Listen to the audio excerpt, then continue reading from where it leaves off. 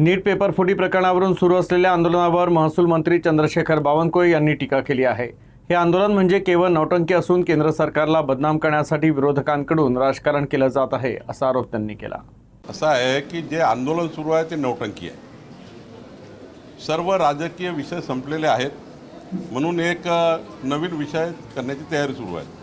माझं समर्थन नाही की नीटचा पेपर किंवा कुठले पेपर लीक झाले पाहिजे, पण ज्या पद्धतीने सरकारने सुमोटो कारवाई केली ही काही कोणाचा तक्रारीव कारवाई झाली नाही आहे। नीटच्या पेपरचे जे काही पेपर फुटी आहे ती सरकारने शोधून काढली, केंद्र सरकारची एजन्सी या ठिकाणी लावली आणि ज्या पद्धतीनं छळा लावला गेला।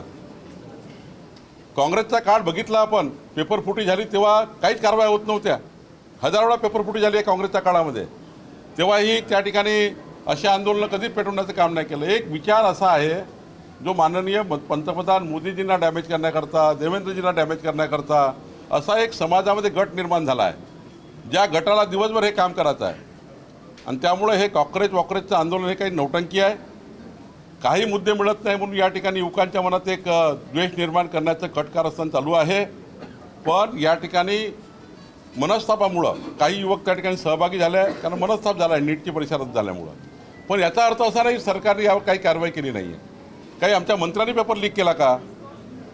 काही चंद्रशेखर बावनकुळे किंवा धर्मेंद्र प्रधानजींनी काही पेपर लीक केला का?